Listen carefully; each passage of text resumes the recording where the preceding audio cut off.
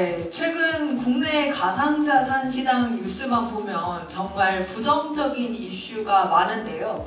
그러나 웹3 산업은 지속적으로 성장하고 있습니다.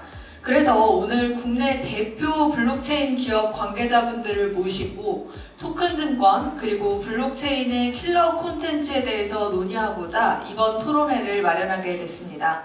안녕하세요. 저는 사회를 맡은 서울경제 디센터 취재팀장 도혜리라고 합니다. 반갑습니다.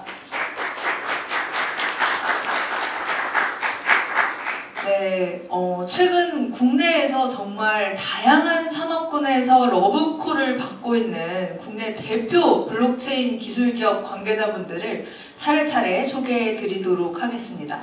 먼저 김종엽 파라메타 대표님이십니다.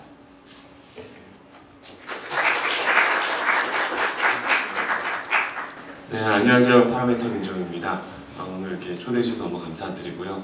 요즘 STO 말씀 주신 대로 너무 뜨거운 주제인데 나중에 또 이따가도 말씀드리겠지만 사실 기술기업 입장에서는 또 레거시 레귤레이션을 맞춰가면서 굉장히 챌린징한 어떤 기술 요소도 많이 있다고 보고 있어요. 그리고 꼭 성공시켜서 어떤 그 블록체인의 밸류를 세상에 꼭 이렇게 좀 보여줘야 된다는 사명감 갖고 열심히 일하고 있습니다. 부탁드리겠습니다. 네. 감사합니다. 네, 이어서 문건기 해치랩스 대표님 소개해드립니다. 네, 안녕하세요. 해치랩스 문건기입니다. 아까 전에 김종현 대표님께서 말씀 주신 것처럼 오늘 토큰증권 그리고 또 일단 킬러 콘텐츠 이야기 때 아마 저는 또 게임 산업 이야기를 많이 할 것 같은데 블록체인 기술 그리고 이 웹3라고 하는 기술이 대중들에게 좋은 가치 전달하고 또 이 가치를 모든 사람들 누릴 수 있도록 기술기업으로서 열심히 어떻게 문제 풀고 있는지 공유해 드릴 수 있는 시간이면 좋을 것 같습니다. 네, 감사합니다. 이어서 조원호 람다 256 그룹장님 소개해 드립니다. 네, 안녕하세요. 조원호입니다. 저는 그 두 분 대표님과 달리 조금 증권사 관계자분들에게 좀 끌려다니면서 이제 설명을 좀 하고 이제 실무적인 협상을 많이 하는데요. 그 관련해서 실무적인 내용 중심으로 조금 더 도움 드릴 수 있는 부분이 있으면 이 자리에서 조금 더 얘기를 나눌 수 있도록 하겠습니다. 감사합니다. 네, 그럼 이어서 블로코 김용건 CTO님 소개해 드립니다. 안녕하세요. 블로코 CTO 김용건입니다.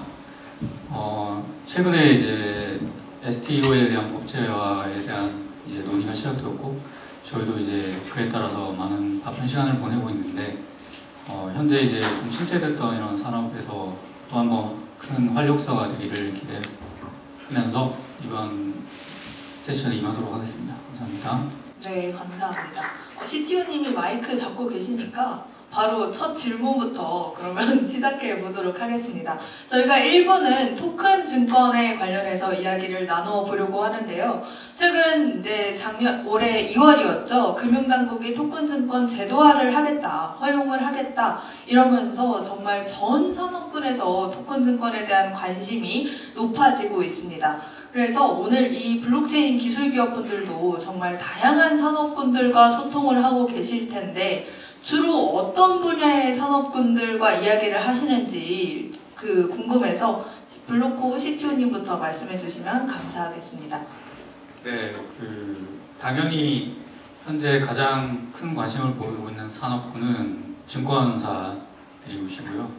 저희도 이제 많은 증권사분들과 컨택을 하고 있고 그리고 현재는 이제 가이드라인이 막 나오는 시점이라서 모든 것이 불투명하고 사실 이제 저희도 마찬가지고 이것을 이용하려고 하는 분들도 마찬가지고 어떤 식으로 이제 접근해야 되고 어떤 식으로 모델을 잡아야 되는지 사실은 모두가 명확하진 않은 상태입니다. 그래서 만나보면서 저희가 이제 이런 안전하고 이제 새로운 모델을 한번 만들어 보려고 계속 컨택을 하고 있고요. 그래서 이제 증권사분들께서 기대하시는 것도 굉장히 큰데 사실 이제 기존에 많은 증권 형식들이 있었는데 토큰 증권이 나오면서 이제 기존의 어떤 새로운 자산들이 증권화되는 것과 더불어서 새로운 수익원이 창출될 수 있지 않을까 많은 기대를 사실 하고 있고요. 그래서 저희도 이제 어떤 이제 그런 가이드라인에 맞추면서 저희들 나름대로의 함께 시너지를 낼 수 있는 그런 모델들을 찾아가려고 노력 중입니다. 그리고 두 번째로 좀 특이했던 산업군들은 이제 기후 관련된 산업군에서 컨택을 좀 주셨는데요. 최근에 이제 기후 변화에 대한 그 경각심이 상당히 이제 고조되고 있고, 그리고 많은 기업들, 특히 대기업들 중심으로 해서 기술 변화에 대해서 이제 경영에도 그 부분을 상당히 많이 반영하는 그런 추세에 있고요.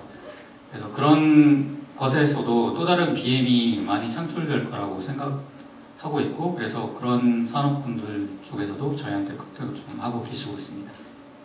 네, 증권사 그리고 기후 변화 쪽에서도 많은 관심이 있다는 말씀이셨는데요. 람다 256은 어떤가요? 증권사 분들이 가장 관심을 많이 관심이 많은 곳이기 때문에 그 얘기는 뒤로 제가 굳이 얘기를 안 해도 될 것 같고요.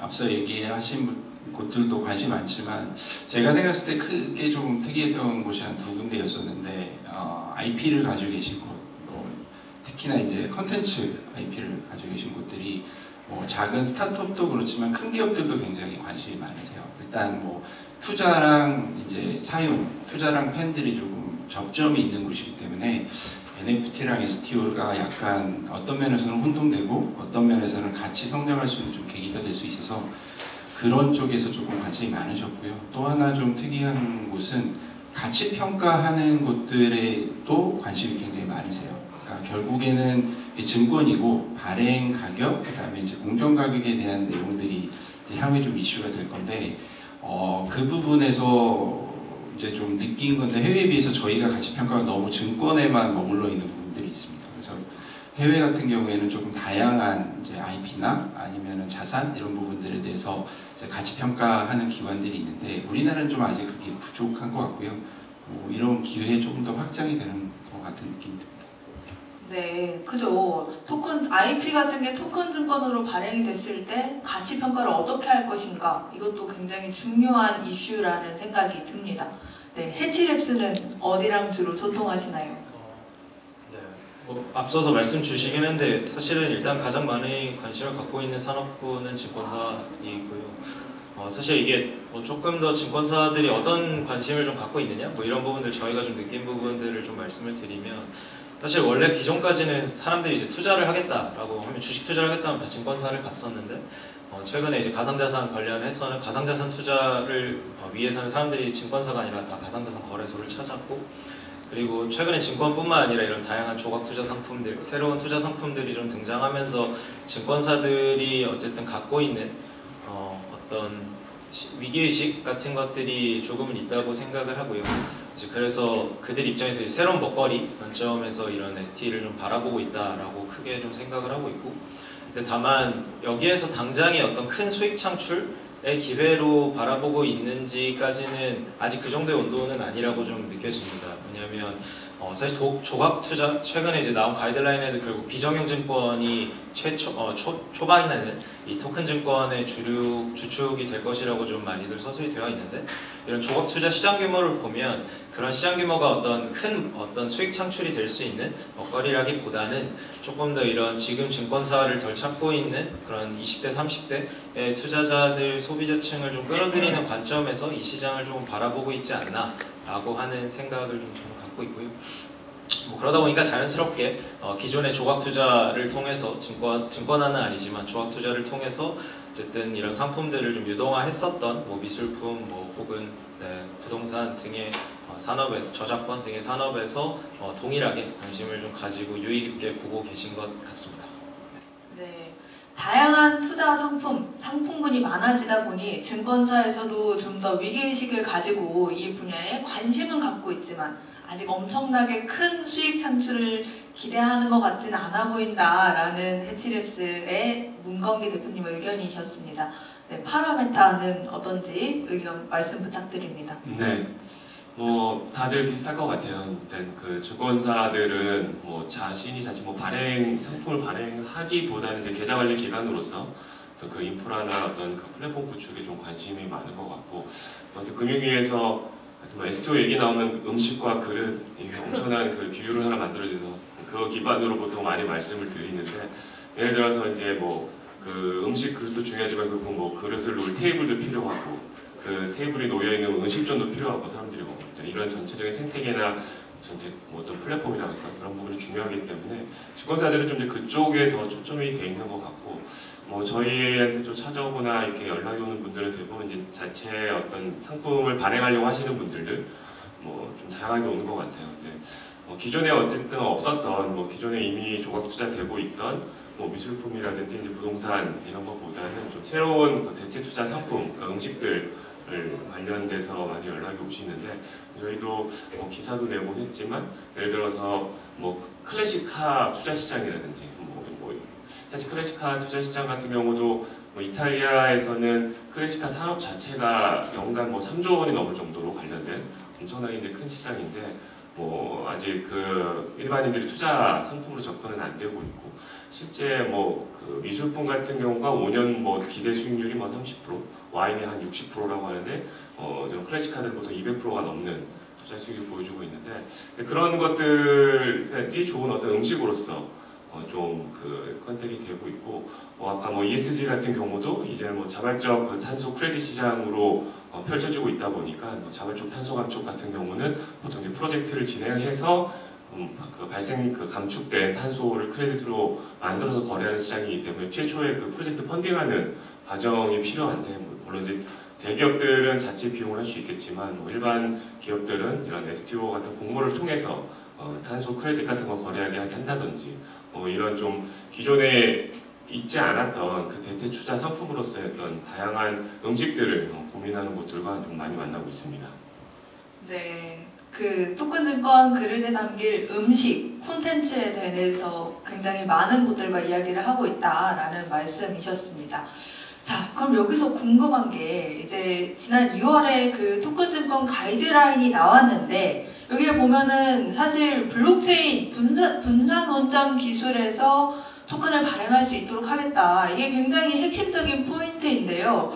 그런데 좀 기술적인 부분에 대해서는 뭔가 구체적으로 좀 더 구체적이었으면 좋겠다라는 의견이 많거든요. 특히 여기 계신 분들은 기술 기업이시다 보니 현재 나와 있는 가이드라인에 대해서 어떻게 생각하시는지 많은 분들이 궁금해하실 것 같습니다.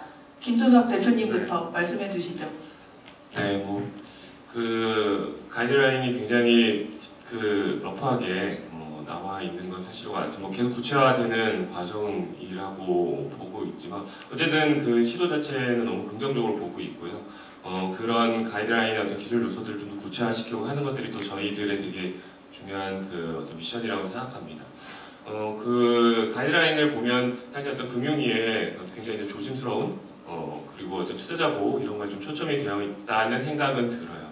실제 아직은 기술에 대한 그 바탕에 어떤 기술에 대한 신뢰가 아직 부족하지 않나, 검증이 부족하지 않나, 그리고 그 전에 그 규제 당국이 바라봤던 블록체인이나 분산원장 시장의 어떤 대표 레퍼런스들은 가상자산 쪽이 많았기 때문에 그쪽에서 있었던 여러 문제들, 발행인과 유통인이 그러니까 예를 들어서 거래소가 자기네 코인을 발행했을 때 생기는 문제들, 유통량이 투명하게 관리하지 안 되는 문제들, 이런 부분들을 그대로 좀 그 어떤 반영해서 가이드라인을 만들었지 않았나 이런 생각도 들고, 또한 기존의 어떤 증권 유통 시장에서의 규제와의 어떤 형평성, 그쪽에서도 발행과 유통이 이제 분리가 되고 있는데 시장이 분리가 되어 있고 이런 부분들도 우선은 기본적으로 형평성 문제는 또 이렇게 담았다고 보고 있습니다.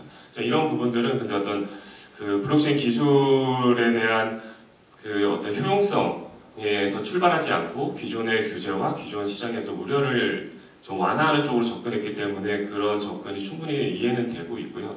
하지만 저희는 이 기술, 이런 그 기술의 어떤 효용성이 좀 그리고 신뢰성이 검증이 된다면 이런 규제나 이런 부분들에 있어서도 좀 더 효율적인, 좀 더 효과적인 규제 방향으로 나아갈 수 있지 않을까 이렇게 생각하고, 아시다시피 그 가상자산들은 특히나 토큰들은 어떤 프로그래머블한 특징이 있기 때문에 일반 기존 증권처럼 한번 확정된 상품으로서 계속 돌아가는 것이 아니라 다양한 그 프레임워크를 하는 어떤 에셋이 될 수 있기 때문에 이런 부분들을 감안한 어떤 그 가이드라인으로 점점 조금씩 이렇게 시장을 설득시키고 규제 기관을 설득시켜야 되는 것이 저희 기술 기업의 어떤 몫이라고 생각하고 있습니다. 네, 바로 이어서 문건기 대표님 의견 들어보도록 하겠습니다. 네, 김종현 대표님 말씀해주신 것처럼 일단 기본적으로는 이 토큰 증권의 어떤 정책적 방향을 좀 시사했다는 점에서는 굉장히 큰 의미가 있는 발걸음이라고 생각하고요. 이제 다만 말씀 주신 것처럼 아직 좀 구체화되어야 될 요건들이 많이 있는 것 같습니다.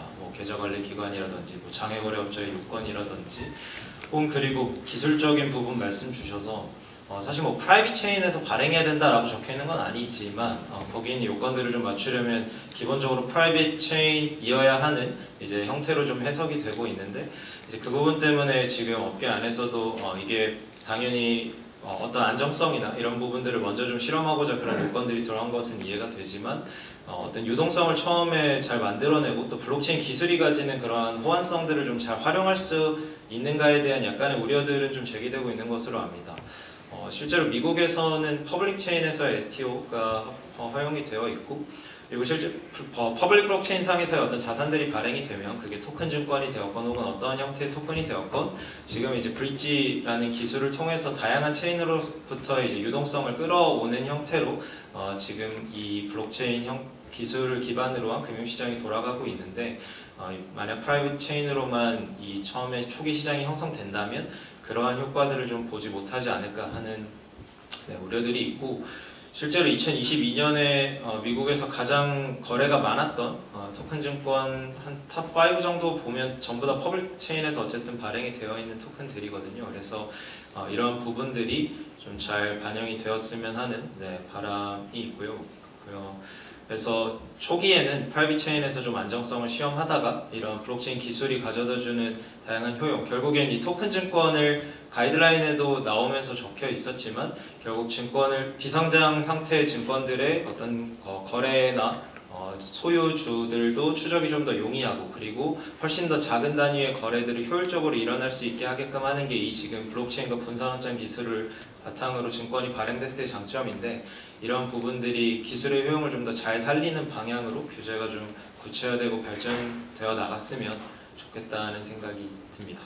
네, 저 근데 좀 질문을 드리고 싶은 게 그러면 프라이빗 체인에서 발행이 되면 어떤 좀 문제가 있는 거예요? 그 프라이빗 체인도 브릿지 기술을 쓸 수 있지 않나요? 있죠. 네. 그러니까 이제 프라이빗 체인에서 결국엔 누군가가 그 프라이빗 체인을 운영하는 그 운영자들이 퍼블릭 체인과의 브릿지나 상호 운영성이나 호환성을 충분히 만들어 줄 수는 있겠다만 이제 퍼블릭 체인이 되면 거기에 누구나 이런 상호 운영성이나 호환성을 좀 증가시킬 수 있는 방향으로 좀 기여할 수 있느냐 없느냐의 사실 이제 차이라고 좀 근본적으로는 생각을 하고요. 그래서 말씀 주신 것처럼 프라이빗 체인을 하면서 모든 지금 ST가 발행되는 국내 모든 증권사 혹은 기업들이 만드는 프라이빗 체인들의 퍼블릭 체인과의 유동성을 호환시킬 수 있는 장치들이 전부 다 잘 인프라가 세팅된다면 이러한 부분들의 우려가 좀 다소 또 해소될 수 있겠지만 그러한 이제 가능성과 속도의 차이 그 부분에서 좀 본질적인 차이가 있을 거라고 생각을 합니다. 네, 감사합니다. 그럼 이어서 람다 U6 조원웅 그룹장님의 의견 들어보도록 하겠습니다. 네, 앞서 이제 프라이빗 체인 얘기가 나와서 좀 다른 방향으로 말씀을 드리자면 제가 블록체인 웹3 말고 기업들한테 DB보다 블록체인이 뭐가 좋아요? 라는 질문을 굉장히 많이 받습니다. 그리고 STO를 하면 기존보다 발행 비용이 낮아지나요? 라는 질문을 많이 받거든요. 프라이빗 체인을 만든다는 건 결국 시스템을 기업이 새로 구축을 해야 됩니다. 기존에 있던 이제 레가시랑 별개로 또 구축을 해야 되는 거고 이제 퍼블릭 체인을 쓴다는 건 다른 여러 유동성이나 그런 것도 있지만 어떻게 보면 DB와 비즈니스 로직이 이미 갖춰진 안정적인 시스템에 일정량의 비용을 내고 이제 원장을 쓸 수 있는 거죠. 그런 의미에서는 초기에 발행했을 때 이제 기술적으로 비용이 굉장히 낮아질 수 있음에도 불구하고 이제 새로 기업들이 결국 각 증권사들이 각각 이제 체인을 만들면서 위에는 STO를 하면 뭐가 좋아져? 라고 이제 보고를 하는 좀 이제 그런 상황이 벌어지는 게 있어서 이제 추가적으로 말씀드리고요. 이제 앞서 말씀드린 것처럼 이제 굉장히 큰 저는 결정이라고 보는데 이제 이렇게 자료를 만들면서 보니까 전자증권이 법제화되고 공식화된 게 2018년, 16년인가 그렇습니다. 그래서 버블닷컴이 생기고 아이폰이 한 20년 지나서 아이폰이 나오고 10년이 넘게 지나서 이제 전자증권이 이제 자리를 잡았죠. 그런 거에 비하면 저는 이제 블록체인이 이제 분산 원장이라는 기술이 어쨌든 공식적으로 이제 수용이 됐다는 건 굉장히 빠르다고 생각을 하고요. 이제 좋은 점 먼저 말씀을 드리자면 저는 이제 블록체인에 여러 기술이 있지만 이제 분산 원장이라는 이제 공동의 시스템에서 이제 믿을 수 있는 이제 정보를 저장하고 소유권을 이제 주장할 수 있는 이제 권리력을 다툴 수 있는 부분이 생긴다는 게 굉장히 큰 의미라고 생각을 합니다. 이게 잘 된다면 사실은 증권이 아니라 등기나 소유권 등으로 넘어갈 수 있는 시발점이 되거든요. 그 증권사들하고 맨 처음에 저희 TF는 할 때 이런 얘기를 했어요. 스마트 컨트랙트를 잘못 이해하셔서 이제 블록체인에 계약서가 올라가느냐라고 질문하셨는데 얘기를 하다 보면 굉장히 좋은 질문이었어요. 예를 들면 이제 프라이빗 키를 개인의 서명을 대체한다고 했을 때 양자가 합의한 프로토콜을 법적으로 계약으로 인정할 수 있느냐 없느냐.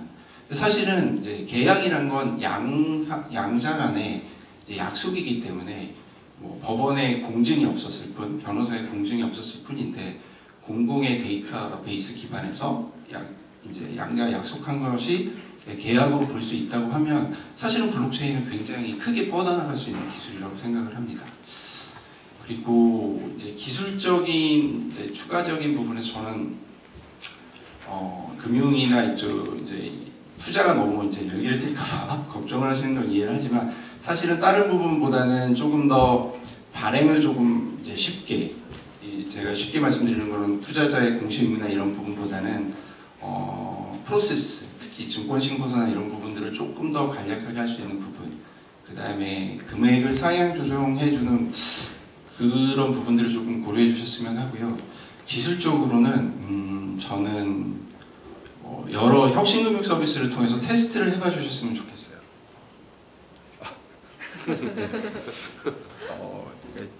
제가 들은 얘기 중에 이제 여기는 이제 웹3 쪽을 계시니까 DB를 분산으로 하면 되는 거 아니야?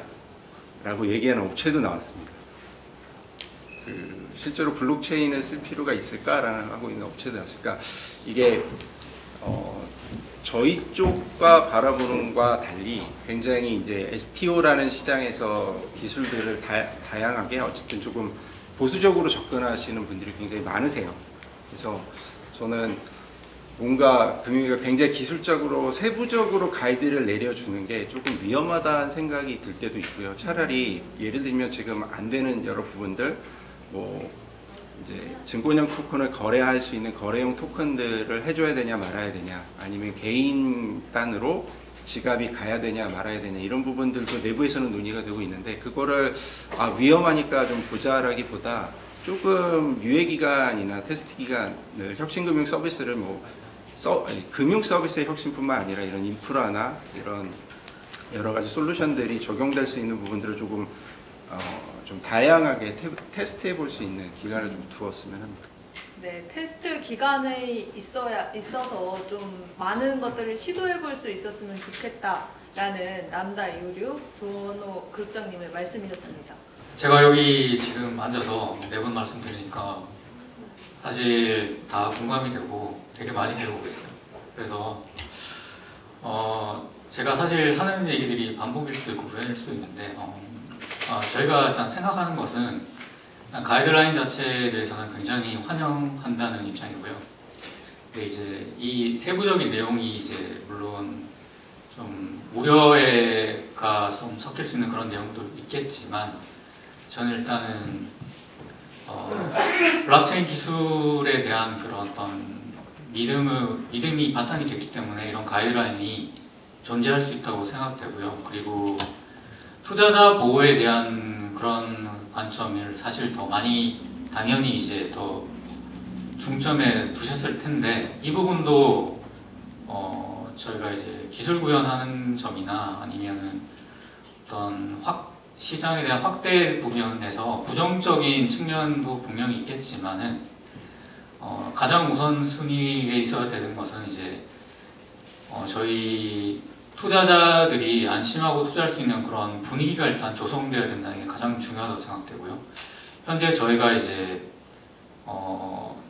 저도 마찬가지지만은 많은 사람들이 기대도 하고 있지만은 대부분 블록체인 기술 그리고 그 기술을 이용한 어떤 금융 상품에 대해서 모두가 다 이제 불안감과 불신을 다 가지고 있을 거예요. 그래서 일단은 저희가 이런 시도를 했다는 것 자체 그리고 이제 그 시도가 우리나라의 특성에 맞게 발빠르게 갖추어지고 있다는 이 사실 자체가 굉장히 저희한테는 이제 큰 희망적인 내용이라고 생각됩니다. 그리고 프라이빗 체인에 대한 얘기도 굉장히 많이 나오고 있고 그리고 유동성 문제나 아니면은 초반에 이제 이 시장 규모 확대를 막는 어떤 그런 부정적 요인도 있겠지만은 저희가 이제 제도권 아래서 안정적인 투자 심리를 확보하는 것이 제 1순위이고 그 이후에 사실 제도는 개선할 수도 있다고 생각되고요. 그래서 처음에는 기존에 있는 그 시스템과 그 큰 괴리를 두지 않는 상태에서 출발하는 것 자체에서 그것이 더 바람직한 방법이 아닐까 생각하고 있습니다. 네, 토큰증권 그래도 가이드라인이 나왔다. 이거를 시도해 보겠다라는 데 의미가 있다라는 말씀이신 것 같습니다.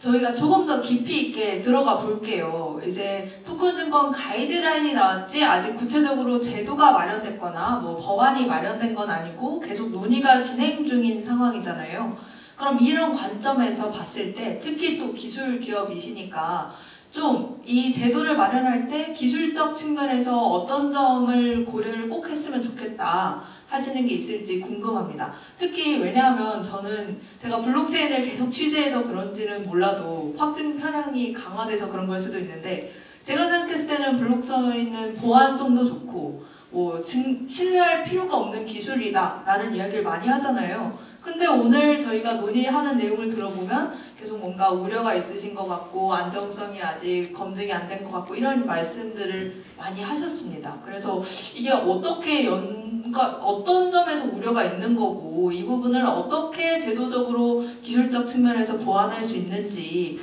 말씀해 주시면 감사하겠습니다.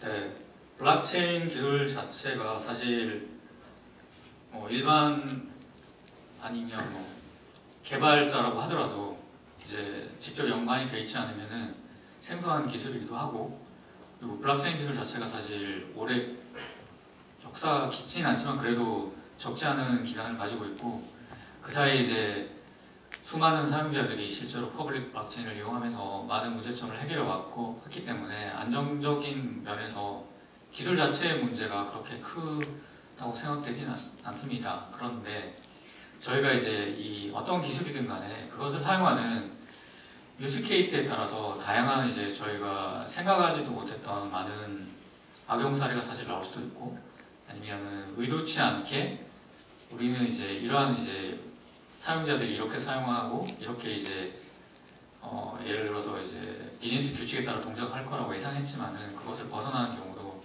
사실 저희는 많이 목격하고 있고요. 그래서 저희가 이제 생각해야 될 것은 첫째로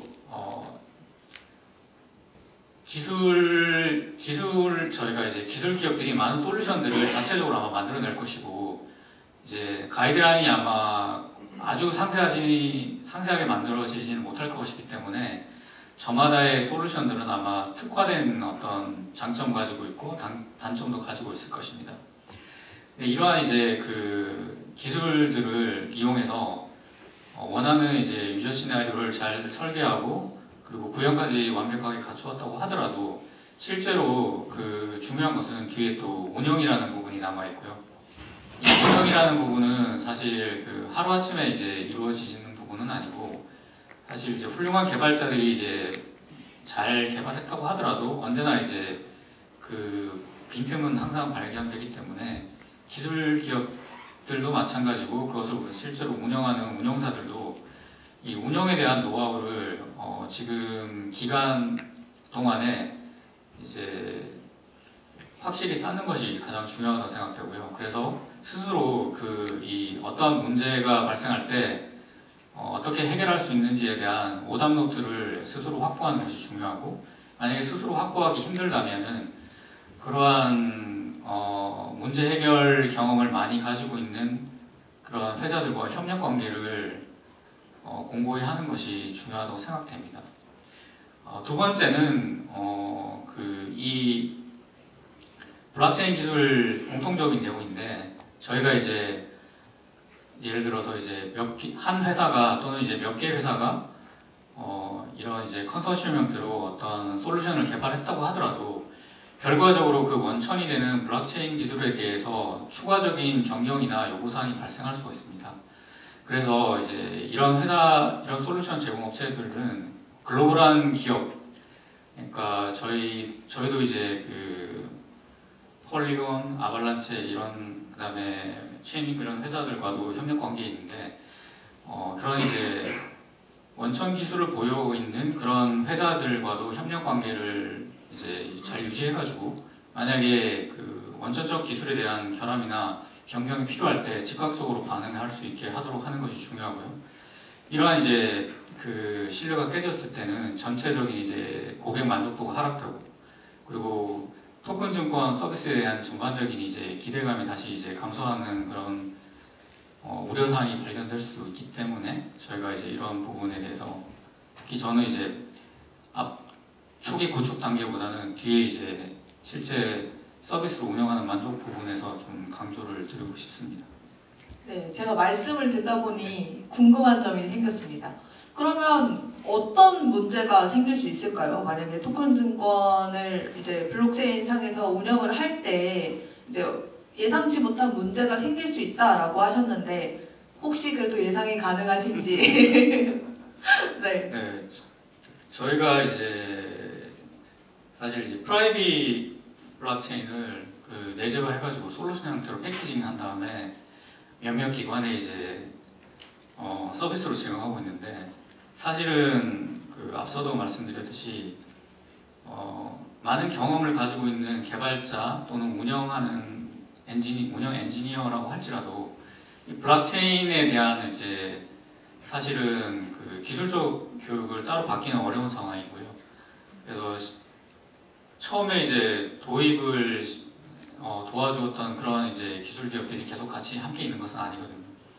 그래서 그런 이제 내재적인 노력으로 이 구축된 서비스를 이제 문제없이, 그리고 이제 변경이 필요하면 즉각적으로 문제 해결하고 변경을 할 수 있는 그런 내재적 역량을 갖춰야 된다는 것이고,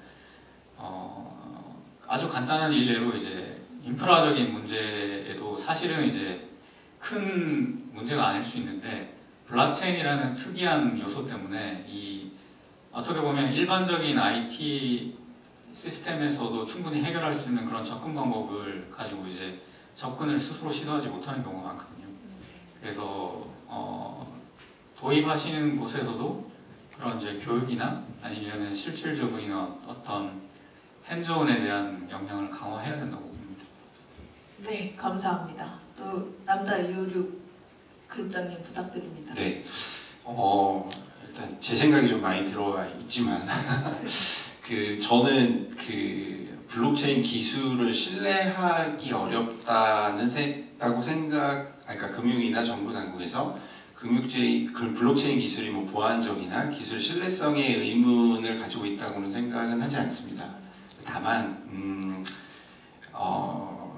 이게 제 생각인데 예를 들면 퍼블릭 블록체인을 쓰지 못하게 하는, 그러니까 뭐 퍼블릭 블록체인을 쓰지 말라고는 하진 않았죠. 그 위에 올라가는 이제 가상자산을 쓰지 말라고 하는 이유는 다른 가상자산과 관련돼서 오해를 받기 싫어서라고 생각을 하고요. 두 번째로 예를 들자면 지금 뭐 좀 이슈가 되고 있는데 개인에게 지갑을 줘야 되느냐라는 기술을 했을 때 이게 기술을 믿고 안 믿고의 문제가 아니라 예를 들면 P2P로 거래가 일어나면 이건 결제 영역으로도 확대가 될 수가 있습니다. 그러니까 이게 단순히 이제 STO의 기술이 문제가 아니라 규제랑 기존에 가지고 있던 시스템들을 완전히 개방할 거냐에 대한 좀 우려들이 있어서 이런 부분들에 대한 고민들이 조금 중첩된 결과이지 않을까라고 생각을 하고 있고요. 증권사들도 익숙하지 않아서 예를 들면 블록체인 좋아, 프라이빗 체인 해야 돼. 그럼 무슨 체인 해야 돼? 라고 했을 때 이제 질문이 막히는 거죠. 수많은 체인이 있는데 이 체인 중에 뭐 기술적으로 검토를 할 것인지 유동성으로 검토를 할 것인지 그럼 기술적으로 어떤 식으로 할 것인지에 대해서 IT를 이제 말씀해 주신 것처럼 운영하고 구축해야 되는 IT 본부에 어떻게 보면 준비가 잘 안 돼 있습니다. 그러니까 어떤 카테고리로 의사결정을 해야 되고 어떤 부분들을 중요하게 봐야 되는가에 대해서 그래서 그런 부분들이 조금 이제 고민을 하시는 것 같고요. 기술적으로 조금 더 제가 뭐 정부나 아니면 의사결정할 때 조금 요청을 드리는 건 개방성에 좀 더 초점을 맞췄으면 좋겠다입니다. 퍼블릭도 말씀을 주셨지만 우리나라가 생각보다 IT 쪽에서 개방적이지 않습니다. 그러니까 저희 예를 들면 결제나 이런 거를 이제 혁신하겠다고 하는데 저희 대부분의 이제 유선 키오스크를 쓰시죠. 근데 이제 해외 쪽 나가셔서 이제 하다 보시면 그냥 무선으로 뭐 예를 들면 아이폰에 앱 깔아서 결제하고 카드 할 수 있는 것들도 많이 나와 있고요. 증권사 이제 많이 하시겠지만 굉장히 폐쇄적인 시스템에 각 증권사마다 굉장히 다른 시스템들을 쓰고 계십니다. 이게 클라우드도 우리나라가 굉장히 도입도 굉장히 느렸고요. 뭐 예를 들면 미국 같은 경우에 요즘에 뭐 이슈가 되면서 SVB 파산 얘기하면서 뭐 1000여 개의 은행이 있다라고 하는데 그 1000여 개의 은행이 각자 시스템을 만들지 못합니다. 그러니까 뱅킹 솔루션을 제공하는 업체들이 있고요. 그래서 오픈된 솔루션들을 제공을 하거든요. 네, 국내는 뭔가 다 SI성, 그 다음에 이제 증권사 특성에 맞춰서 개발을 하다 보니 시스템들이 조금 개방성에서 좀 떨어지는데 이제 증권형 토큰 새로운 이제 좀 시스템들을 구축을 하고 장기적으로 본다면 조금 더 이제 규제 이런 것도 있지만 장기적으로 이제 해외 쪽으로 글로벌 쪽으로 그리고 나가서 전 세계 유동 이제 쪽으로 조금 개방성에 초점을 맞춰서 고민을 해주셨으면 합니다. 네, 의견 감사합니다. 마침 또 조원호 그룹장님께서 그 개인 지갑 이런 부분에 대해서 말씀을 해주셨는데 이제 이어서 말씀을 해주실 해치립스가 지갑 서비스도 운영하고 있고 또 수탁 서비스도 운영하고 있잖아요. 그래서 이 부분에 대해서도 하실 말씀이 많으실 것 같습니다. 네. 네, 일단 지갑 얘기하기 전에 좀 질문에 대해서 조금 더 본질적인 이야기를 일단 먼저 좀 말씀을 드리고 싶은 메시지가 있어서 먼저 그것도 좀 답변을 드리면 일단 지금 현재 현실 규제 혹은 현실 상황과의 어떤 갭 이런 것들은 이미 답변 주시면서 많이 말씀을 주셔서 저는 조금 더 본질적인 이야기를 얘기하고 싶은 게 사실 이게 이 블록체인 기술을 기반으로 한 지금 이 웹3라고 하는 생태계가 세상에 그리고 사람들한테 줄 수 있는 가치가 저는 이제 인터넷에 빗대 보면 결국 정보를 사람들이 주고받던 어떤 형태를 하나의 프로토콜로 전 세계로 있고 그래서 이제 인터넷 뭐 TCP/IP 기술 뭐 그런 HTTP 기술들을 활용해서 저 전 세계 어디 지구 반대편에 있던 정보 누군가가 한국에 있는 누군가에게 정보를 쉽게 주고받을 수 있는 프로토콜이 결국 인터넷 기술이 가져다주는 의의였고 그것이 지금까지의 많은 변화들을 그 위에 쌓아 올렸다고 생각하는데요.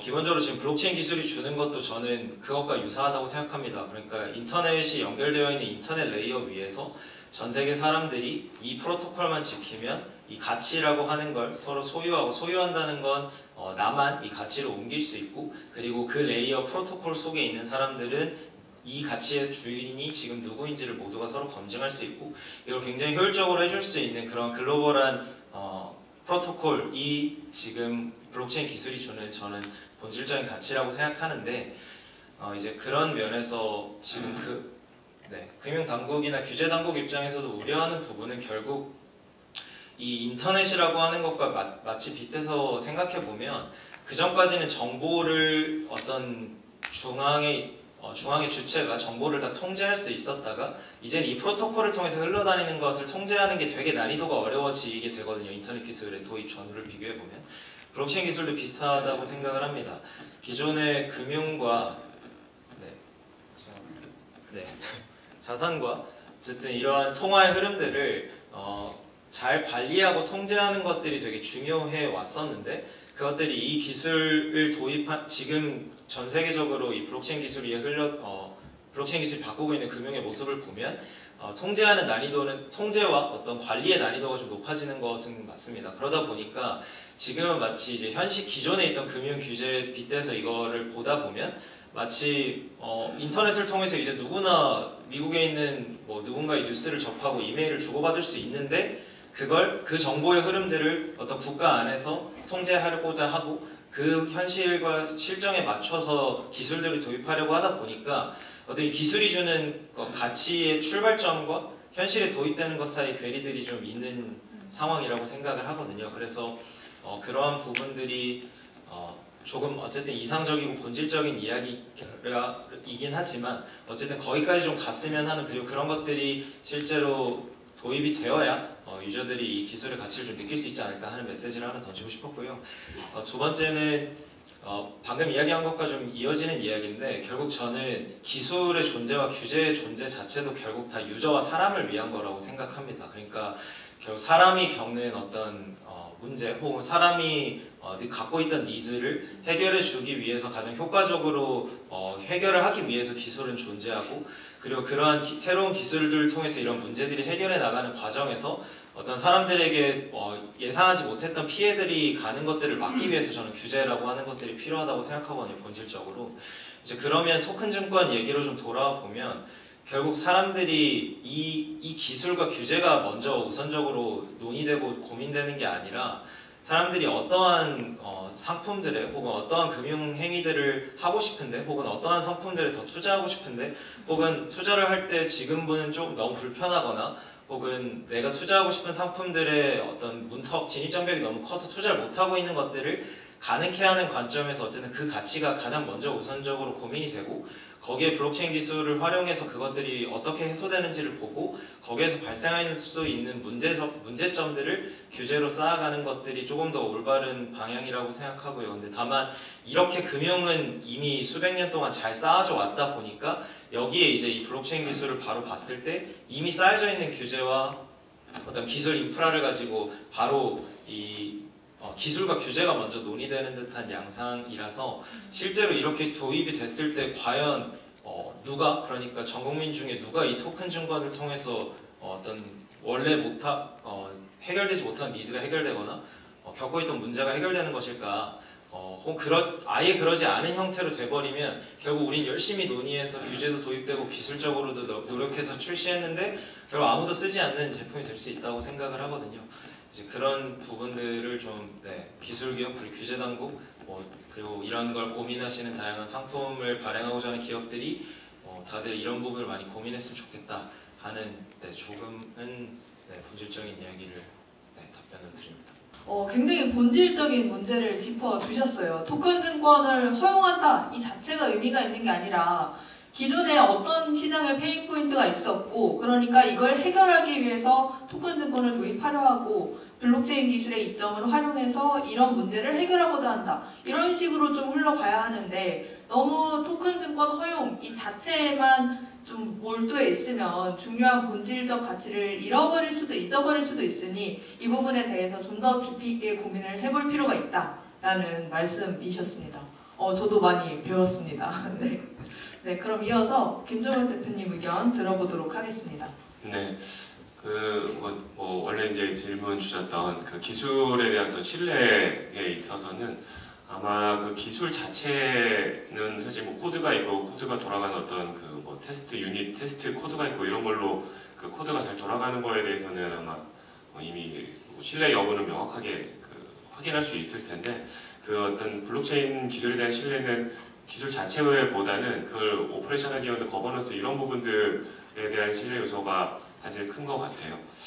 저희가 사실 2017년도에 지금 26개 증권사랑 컨소시엄 블록체인 금투업권 컨소시엄 블록체인을 구성해서 그 당시에 사실 이 ST까지 포함한 그 금투업권의 블록체인 기술을 적용하기 위한 3단계 로드맵을 추진하면서 프로젝트를 진행했습니다. ST 같은 경우는 당연히 이런 그 증권법 개정이 필요했기 때문에 3단계의 가장 마지막으로 났었고, 첫 번째 단계가 법이 고쳐지지 않아도 해볼 수 있었던 게 사실 이제 공인인증서를 이제 대체하는 거였어요.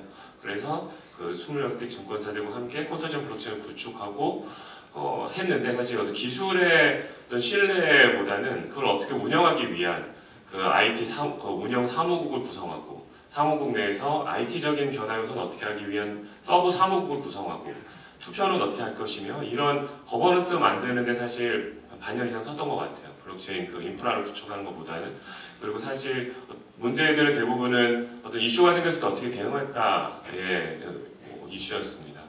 그렇기 때문에 사실 근데 또 이제 기술에 대해서도 굉장히 또 유연하게 대처했던 일이 있었는데, 블록체인도 이슈 있으면은 예를 들어서 그 주민등록번호를 해시한 정보를 그 원장에 넣어놨는데 이게 개인정보냐 아니냐에 대한 판별하는데 한 반년 이상 걸리더라고요. 그 과정 중에 업무는 시작됐는데 이게 개인정보로 판별되면 2년 후에 다 지워야 된다. 블록체인 원장을 고쳐야 된다. 이런 요구사항도 있었어요. 블록체인 못 고친다 했는데 이더리움이 2017년도에 블록체인 원장을 고치더라고요. 그래서 그런 것도 됩니다. 합의만 하면. 그런 식으로 사실 기술에 대해서는 다들 어느 정도 그 당시에도 이미 신뢰를 한 상황이었는데, 그런 케이스 어떻게 운영하느냐, 그릇으로 비유하면 그릇을 어떻게 보관하고 화장실에 갖다 놨다가 가져오는 건지, 그런 문제가 있는 그릇을 그럼 어떻게 닦을 건지, 막 이런 운영에 대한 이슈가 훨씬 큰 것 같아요. 금융위도 우려하는 부분은 기술 자체의 신뢰 여부보다는 기술을 활용하고 있는 그걸 사용하는 거버넌스와 이런 그 운영에 대한 그 어떤 신뢰 여부를 확정하고 그런 부분들 좀 더 규제화한다고 생각하고 있습니다. 그래서 그런 측면에서는 어떤 그 실제 저희가 지금 어떤 기술 옛날 그 코드이스로 이런 얘기하면서 블록체인 기술은 신뢰할 수 있으니까 이 코드에 쓰이는 거 무조건 믿고 다 제공해 줘야 된다. 이렇게까지 급진적으로 사실 얘기하기엔 좀 무리가 있다고 보고 있고, 지금 금융위가 그래도 퍼블릭북 그 공부에 있는 그 토큰에 대해서는 법적인 어떤 지위까지 부여하는 정도까지 저는 굉장히 큰 발자국을 폈다고 생각하거든요. 거기서 좀 더 발전하면 앞서 말씀해 주시는 것처럼 다른 영역에서도 그 공부에가 적용될 수 있는 영역이 훨씬 넓어질 거라고 보고 있어서, 멀리 나가면 결국 퍼블릭 블록체인과도 접점이 생기는 방향으로 나갈 수 있다고 생각하고 있기 때문에 그런 부분들을 저희가 좀 너무 조급해하지 말고, 블록체인 기술이 이렇게 믿을 수 있는데 왜 이런 것도 안 해주느냐 이러기보다는 좀 현재의 어떤 규제 우려사항들 반영해서 좀 유연하게 기술을 적용해 가면서 좀 대처해야 되지 않을까 그렇게 생각합니다. 네, 의견 감사합니다. 1부의 마지막 질문은요, 조금 예민한 질문일 수도 있을 것 같아요. 사실 제가 여기 블록체인 기술 기업 관계자분들을 모셔놓고 대형 SI 기업과의 관계는 어떻게 되나요? 경쟁 관계인가요? 협업 관계인가요? 라고 여쭤보려고 하는데요. 또 대표님이 마이크를 먼저 들고 계시니 의견 들어보도록 하겠습니다. 네, 이거는 특권직권 아니더라도 어느 분야에서나 나올 수 있는 내용입니다. 사실 SI 회사는 말 그대로 이제 시스템 인테그레이션을 전문으로 하는 회사니까 커버할 수 있는 어떤 범위도 훨씬 크고, 전체적인 어떤 그 일의 사이즈가 사실 다르다고 봐요. 어떤 그 레이어가 서로 일하는 레이어가 다르다고 보고 있고, 다만 좀 우려되는 부분들은 앞서 말씀해 주시는 것처럼 규제를 이렇게 대응하다 보면은 결국 블록체인은 단순한 어떤 그 퍼블릭 북으로만, 그러니까 그 프루프가 들어있는 그 레저로만 쓰고 또 블록체인의 가치를 잘 쓰지 못하게 되는 형태. 최종적으로 결국 공유 DB 쓰면 되는 거 아니야? 이런 식으로 데이터베이스 이런 식으로까지 갈 수가 있는데, 그런 부분들 시스템 인테그레이터 입장에서는 어떤 최종 산출물이 같은 결과가 보일 수 있기 때문에 그렇게 접근할 수 있겠지만, 그 프로젝트만 보자면 블록체인 입장에서는 지금 이 STO가 이 가이드를 맞춰서 토큰 증권을 거래하는 것으로 그 딜리버리 하는 걸로 끝나는 것이 아니라 그 다음 단계, 다음 페이지도 계속 나가야 되기 때문에 그런 부분에 있어서는 블록체인을 좀 효과적으로 적용할 수 있도록 전문 기술 기업들과 좀 더 좀 원활하게 협력했으면 좋겠다는 그런 바람을 가지고 있습니다. 네, 이어서 문 대표님 말씀해 주시죠. 네. 저희는 사실 대기업, 대형 SI 업체들이랑은 비즈니스적으로는 되게 좋은 협력 관계나 파트너십 관계가 될 수 있다고 저희는 좀 바라보고 있는데요. 결국 왜냐면 EST가 도입이 될 때 결국 지금 구조로 보면 자체적인 프라이빗 체인들을 다 구축을 하게 될 가능성이 높아 보이고, 혹은 그 중에 일부 유통 쪽은 공동의 플랫폼을 만들 수도 있겠지만, 어쨌든 그런 체인들을 만들고 하는 과정에서 결국 해치랩스 좀 기업 얘기를 하자면 어쨌든 저희는 계속 지갑 그리고 수탁 비즈니스만 해왔던 기업이다 보니까 거기에서 또 어떻게 하면 좀 더 그 지갑의 영역에 있어서 좀 더 안정성 혹은 좀 더 범용성을 가진 솔루션을 좀 택할 것이냐에서 저희가 드릴 수 있는 가치들이 있고, 그러다 보니 그런 매번 프라이빗하게 메인넷을 프라이빗 체인을 구축한다거나 혹은 다양한 프라이빗 체인들을 좀 범용되는 솔루션을 좀 플랫폼을 구축하신다거나 할 때 지갑의 영역에 있어서 저희가 도와드릴 수 있는 부분들이 명확히 있다 보니까 이런 부분들은 좀 오히려 협력 관계로서 관계적으로 그리고 비즈니스적으로 좀 이야기들을 풀어나가고 있는 부분이 있고요.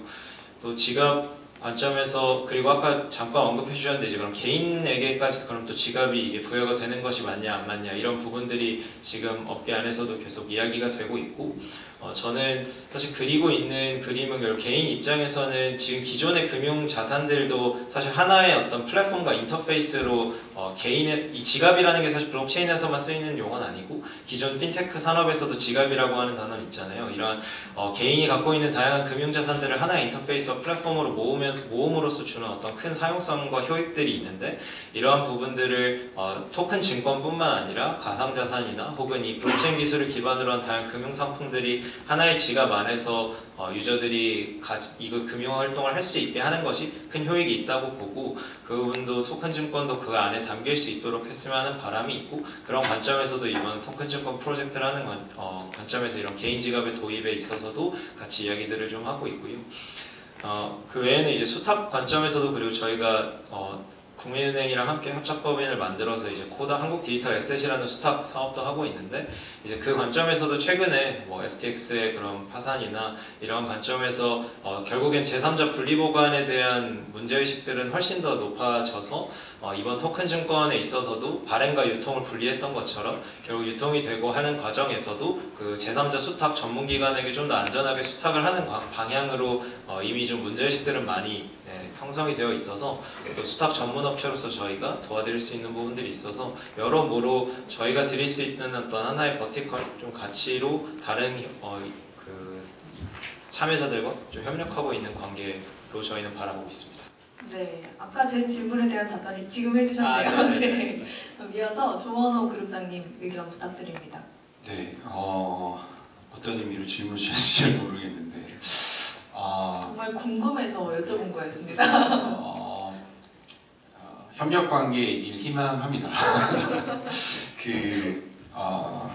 근데 사실은 이게 SI보다는 제가 잠깐 앞에서 언급을 했는데 그 증권사나 저희가 시스템을 구매하는 입장에서 조금 바뀌어 주셨으면 해요. 그러니까 저는 사실 블록체인 이전에는 이제 보안 제품 해외 영업을 했었는데 제가 대만의 증권거래소에 이제 제품을 팔러 갔었는데, 팔다가 이제 열심히 영업을 해야 되니 너희들이 원하는 이런 기능을 만들어주겠다 했더니 담당자가 왜 우리가 테스트베드가 돼야 돼? 우리를 위해서 만들어주는 거 싫어. 니네 시장에서 검증된 있는 기능을 가진 제품을 가져와, 이렇게 얘기를 했어요. 근데 우리나라 이렇게 얘기하면 좀 어쨌든 뭐랄까 솔루션을 구매하기보다 자신들만의 특화된 시스템을 구축하는 걸 더 선호하시는 것 같아요. 자기들을 맞춰서 자기들이 입맛에 맞는 시스템들을 좀 선호하시다 보니 이제 말씀해 주신 것처럼 정말 좋은, 시장에서 제일 좋은 지갑, 제일 좋은 체인, 제일 좋은 체인 관리하는 플랫폼 이렇게 이제 모듈화해서 구매를 하시기보다 믿을만한 업체 한 군데 딱 맡기고 거기서 알아서 우리의 입맛에 맞춰서 개발을 해줘. 그래서 솔루션 구매 비용보단 개발비를 하고 거기서 만들어진 개발된 제품은 다 내 거야.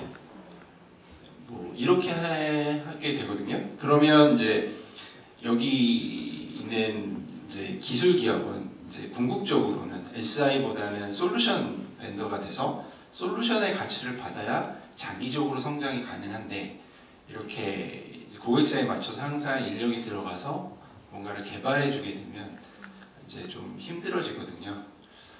여기까지만 하겠습니다. 네, 감사합니다.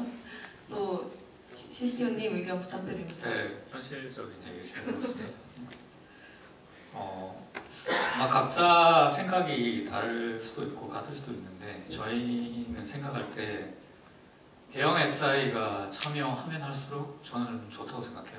왜냐하면은 그만큼 이제 이 SEO도 그렇고 블록체인 전체에 대해서 이제 관심이 그만큼 높아졌다는 것이니까, 일단 참여자들이 일단은 규모나 수가 무조건 많아져야 된다 생각하고요. 그리고 그 이후에 이제 경쟁이라는 것은 그 차후의 문제라고 생각됩니다. 그리고 실제로 이제 대형 SI가 아니면은 시작할 수 없는 그런 프로젝트들도 많거든요. 그러니까 저희가 이제 할 수 있다고 해서 할 수 있는 그런 규모가 아닐 수도 있고, 그리고 이제 어떤 자산의 종류나 규모에 따라서 각자가 이제 개발할 수 있는 영역이 아마 자연스럽게 분리되지 않을까 생각돼요. 예를 들어서 이제 완전히 새로운 종류의 어떤 자산을 독특한 형태로 토큰화한다고 가정했을 때 대형 SI들은 그런 시장에 섣불리 뛰어들기 힘들 수도 있거든요. 이제 큰 회사일수록 어떤 방향성을 이제 쉽게 바꿀 수 있는 그렇게 되지 못하고, 큰 배가 이제 선회한다고 했을 때 큰 반경과 많은 동력이 필요하고, 작은 배는 이제 그 반대이듯이 각자가 이제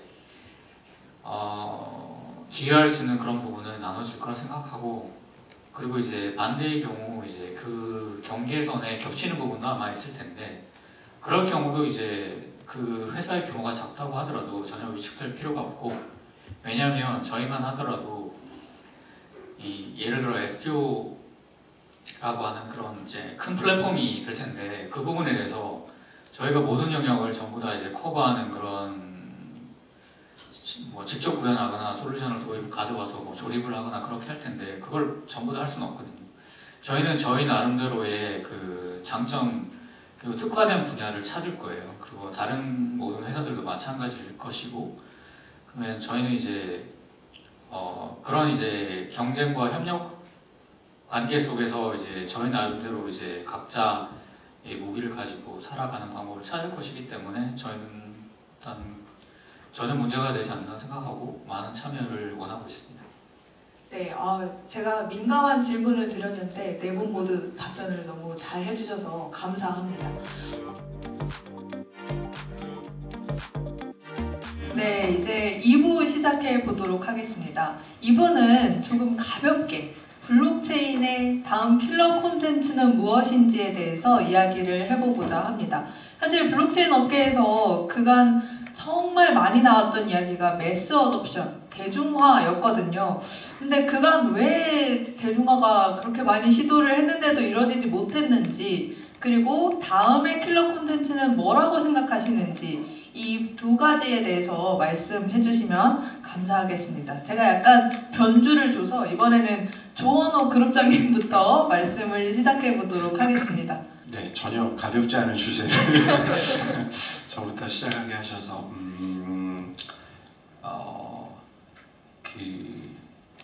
매스 어둠션이 잘 안 되고 있다라는 거에 대해서는 저는 뭐 확실히 많은 이제 매스 어둠션들이 진행이 되고 있다고 생각을 하고요. 다만